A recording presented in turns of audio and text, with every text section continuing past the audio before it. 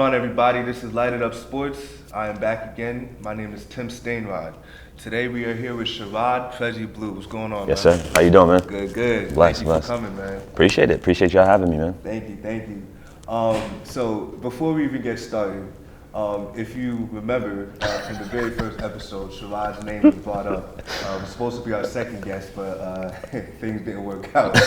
But Tyler Schuler, our first guest, brought up a story about your head getting stuck. What's going on? I mean, it's one of those things, man. It was, as a kid, I used to, play hide and seek, peekaboo, whatever, through the rail. One day, it just didn't come back out, man. So, got stuck in there, just kind of, trying to get away. I'm like, wait a second, like, I'm not moving. So my mom almost killed me trying to pull me out. I think they might have put like some oil on the head or whatever. I got out and never went back, man. This dude, I ain't been back since.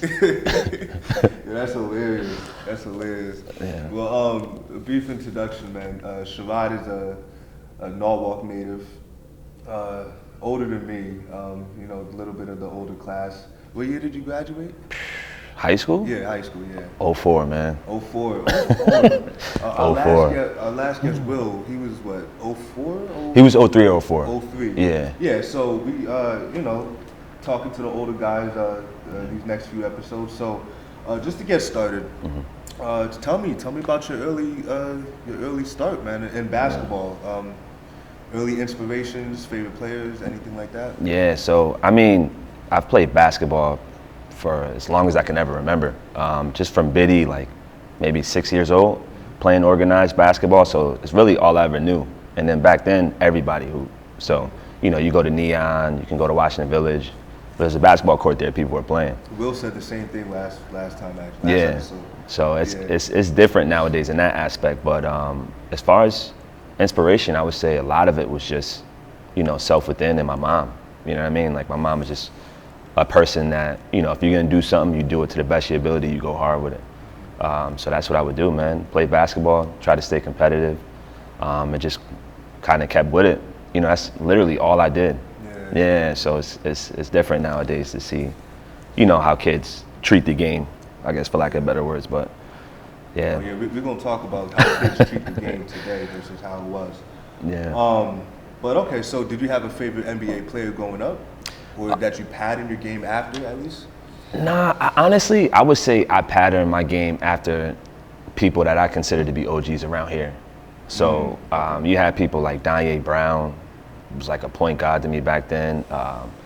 Devon Porter, Mark Terry, like those are people that I wanted to be like, not necessarily NBA because they were tangible to me.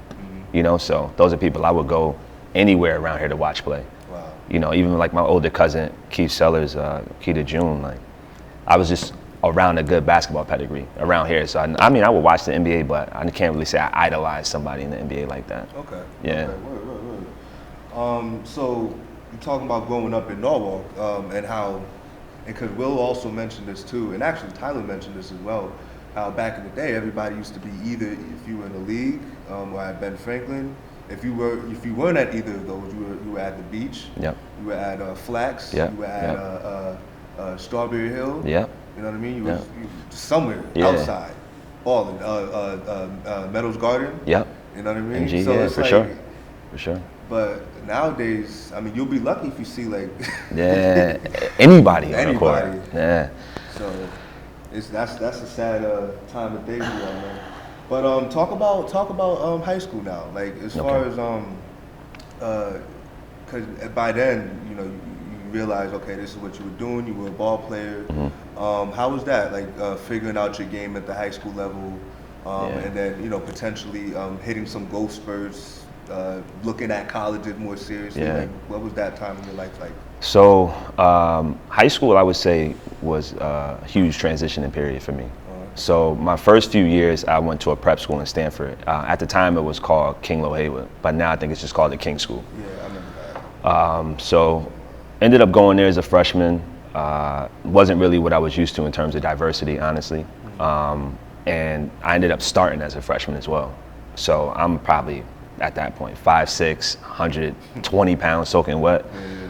So I felt like I had the skill to compete, but I just wasn't physically fit. And then the league was tough too. You had a handful of dudes that went to big D1 colleges. So, you know, for me, it was just competing. But I think the toughest thing for me at King was just, you know, not being around people I grew up with. So for me, there was the ego. Yeah, I never hung out with anyone I went to school with outside of being in school, because I always wanted to be, you know, back in Norwalk and stuff like that. So, you know, first 3 years went pretty well. I started, and then I actually transferred to McMahon my senior year. Okay. So I could graduate with my boys. Yeah. And that was probably the best decision I ever made. You know, playing in the FCAC, playing in the Christmas tournament, you know, you got that vibe. I was tired of just going to watch it. Yeah, So I'm like, now, you know, it's time to play in it. But it was good. Kane coached me there, great guy. He helped me out in terms of, you know, growing as a player, I think. And, you know, it was good, man. Just the environment, the vibe when I was at McMahon was, yeah, it was something good, man. I know, I miss McMahon, I do. Yeah. I mean, I came like sophomore year from AIT in Stanford. Okay. But I didn't really play much sports until my senior year. But like it's like you said, so I didn't get the full experience till my senior year. Very similar to what you just said. I wish I did it sooner. Same. That's my only regret. Like, Same. It was such a great experience that 1 year Yeah. doing it. Yeah. You know? But that's what's up, man. And that's why I love, like, now looking back, growing up, you're like, I gotta get out of Norwalk. But now just looking back, it's like there's a foundation that was like planted here, like that I planted here that I can't, you know, describe. Yeah. Yeah. It's too many memories, man. I'll keep it moving though. So, cause we got a lot to talk about with Sherrad here, man. Cause this man right now, what he's currently doing, it's, well, we'll say that. But let's move on, man. So after high school, like, what was your next step? So for me, it was, you know, trying to figure out where I was going to go to college to play ball. Okay. It was a process that I appreciated a lot. You know, it's once in a lifetime. You know, you got people bidding or, you know, putting their offers in to have you come play for them. Yeah. I entertained Sacred Heart for a little bit. For me, it was too close to home. And then I heard that before. Yeah, the other schools that I looked at, they were all D3. Brandeis in Mass, the school I ended up going to, Wentworth, Dickinson, which was in Pennsylvania, and there might have been, I think, one more kind of upstate New York, like Union, I think, Union College. I heard Union. Yeah, so, you know, played AAU my senior year because I'm young for my grade. So when I graduated, I was 17. So I still played that age group, and then I went to go visit the school that I ended up going to, Wentworth, and my coach, he was straight up with me. He's like, hey, you know, if you come here, you'll start every game you ever play. That's it. So, you know, I was sold. Everything he promised me, he came through on. Got me a championship, helped me get overseas, and I started every game. You know, and can't really say that for a lot of coaches nowadays, I feel. That's my man to this day. Coach Devin, my guy. All you need is somebody to just give you a shot. Yeah. I mean, for me too, in terms of, so like, and I don't know if this is kind of going off a tangent, but I was overseas where you get like a lot of guys from big name schools. So like you might get someone from North Carolina to sign a contract that you've never seen play on TV. Never heard of him, but he went to North Carolina, obviously. Yeah. So those guys, they will come and they would get sent home in 2 weeks because they don't have the court experience. So they have it on their resume, but they have no game experience. So it's, you know, for me, I got 4 years of game experience. You know, trials and tribulations, stuff like that. So that's what, thinking about that is what helped me make my decision. See, and that's why a lot of people don't understand, like, staying an extra year can make a huge difference anywhere. I mean, at any level. Like, that's even, you know, a lot of people can, they leave high school early now. I've heard that. Yeah. It's not too common, but I've heard it where people left early to try to get into it, or even play overseas, not even go to college. Yeah. Leaving high school your junior year, like, you know, I mean, in some cases it works out, but not all the time. More often than not, it doesn't. I mean, for me too, personally, like, high school was some of the best years of my life. Yeah. Like, I would have never wanted to cut that short. You know what I mean? So I get people have different motivations. You know, you got a family you need to provide for.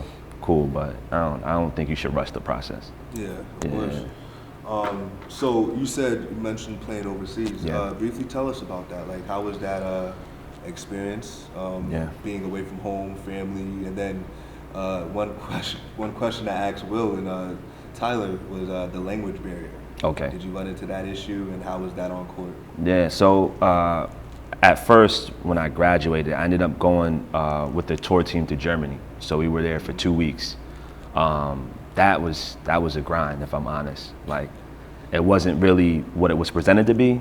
So, you know, it was play a game, Chemnitz one night, pack up all our stuff, hop on a train for 3 or 4 hours, play in the next spot for 2 weeks. Wow. So yeah, it was like, I mean, sleeping in train stations, like sleeping in hotel lobbies. They expect you to still perform.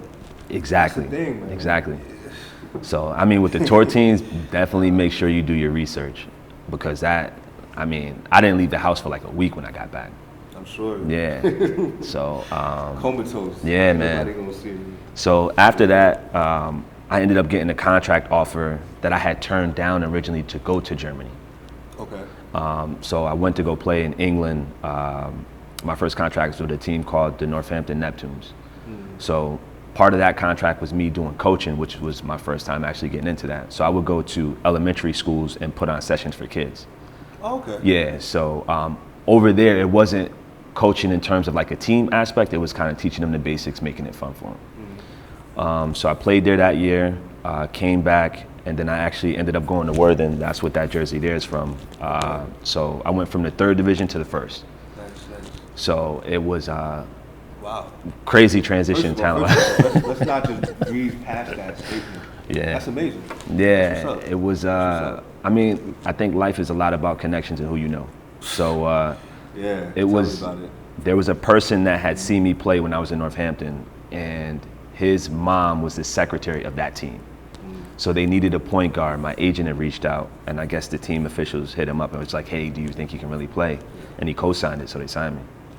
Yeah. So, you know, and then I bounced around in England probably for about 6 years after that. But England, apart from it raining all the time, I love it. I could live there now.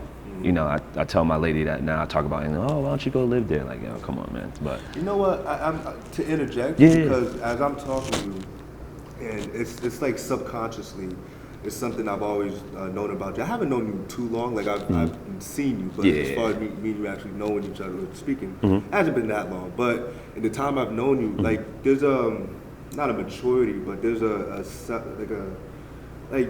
a depth that you have about you. And I'm seeing why, like the experiences you have, and that's why, like when I have kids eventually, we're gonna travel. Got to. We are gonna travel. They're gonna be exposed to different parts of the world. They're gonna like see life outside of Connecticut. There's a lot of these people that are in these hoods and stuff. They don't know what life is like even outside of the state. But we talking about practice, man. What are we talking about? Practice? We talking about practice, man. All right, we back from our intermission. We had we're just back. I'm not gonna say why we took an intermission, but anyways, so diving back into what we were talking about, your business. Yep. What is a goal that you have for this this business that you're in? Like, is there something that you want to achieve for it, or you just wherever happens? I mean, my goal personally is for it to be my full-time job. Okay. That's my aspiration. You know, for me to just wake up, set my own schedule, you know, be able to go into the office and everything I see be mine. You know what I mean? So that's my motivation right now. I heard that. Yeah. For real. So like, how would you, so for people who are like, just for clarity purposes, the type of business that you have, is it an agency, like a sports representation company? So or? that's a really good question. So right now it's just specifically events, as far as the combines.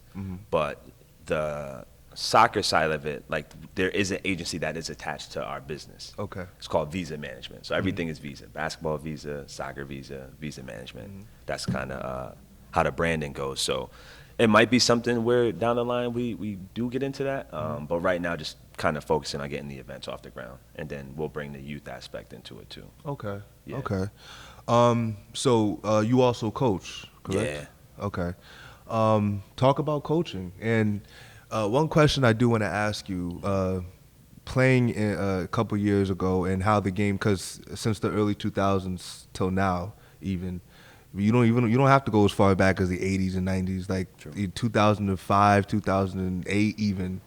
2008, you started seeing 2009, 10. You started seeing that transition slowly, and then when Curry came, obviously everything changed completely. But talk about the difference in coaching kids now. Like, what's the difference between kids nowadays and how they approach the game, and how you approach the game? So I think the biggest contrast in terms of how kids are now, in terms of how kids are now in contrast to how we were growing up, is humility. I feel like a lot of people, or kids per se, aren't humble, and coachability. A lot of the instances I see with interaction with players and coaches, like that stuff just didn't happen when we were kids at all. And like now I feel that coaches almost have to cater to the kid's personality and kind of deal with stuff. God forbid it's a high level player. They don't have that respect or rapport with kids because they aren't coachable. Like I've had, so I won't say any names, but my coach now coaches at the University of Hartford, my college coach. Okay. He reached out to me about a player that he liked. Hit the player up. Hey, coach is interested in you, da-da-da. Let me know when you can get back. Never heard back from him. Nothing. Read the message and everything. I called my coach that summer. I'm like, hey, what happened with such and such? Like, oh, he's a knucklehead. He's like, we could find many people that do exactly what he does. And this is probably one of the top players in the state at that point. You know what I mean? So, but they'd rather take a good person as opposed to a head case. And I think that's what hinders a lot of people. A lot of kids nowadays, and then they know everything. Like I feel like you got two ears and one mouth because you should listen more than you talk. So I could comment on that too, man, for real, because I've watched it. Like you try to take a kid out of a game. Why? like you don't have a limited amount of time to get your behind off the court. You go stand there on the court and try to argue with your coach, like, wait, I'm good. Like, man, you ain't You're LeBron. not good. Yeah. Man, come listen.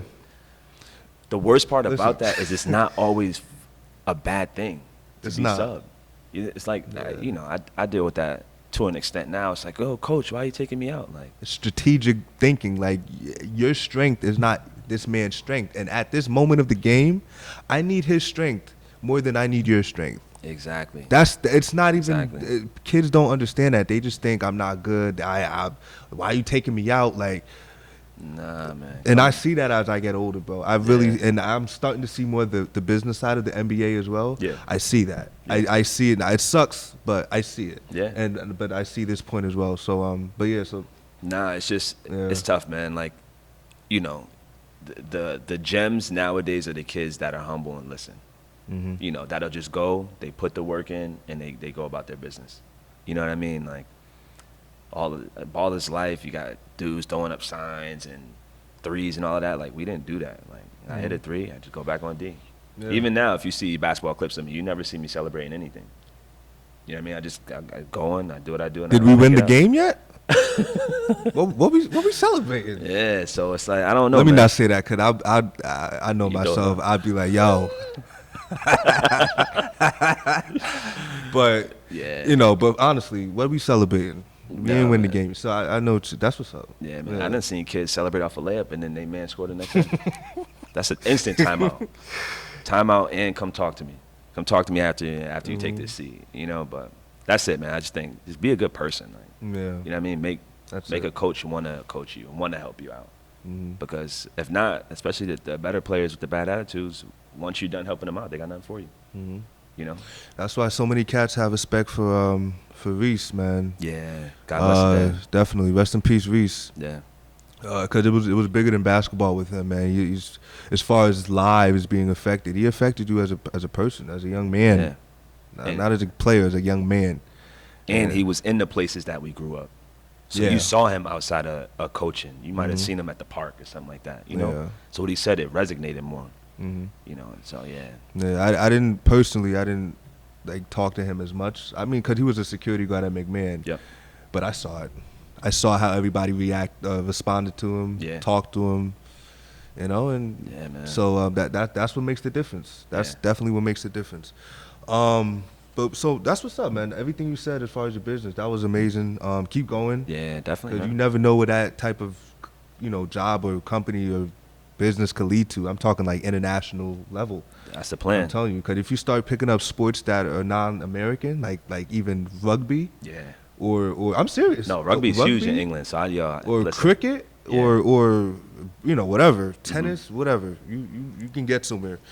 Talk about your a relationship. How is briefly? Mhm. How is because you had a relationship before that you said that your traveling affected that relationship. Yeah. Talk about that. So I mean, playing ball overseas and maintaining relationships is tough. Mhm. It's just not for everyone. The situation I was in, I had been with her probably since like I was in college. Into I think we broke up my third year overseas. Mm. So, it was one of the situations where she's just like, yo, if you stay home, like we can work on it. Mm. So I offered to have her come with me. I'm like, well, you teach. I have them put it in a contract where they get you a job. You live rent free, tax free. Mhm. Everything straight to pocket, and you get to see something new. And she was like, nah.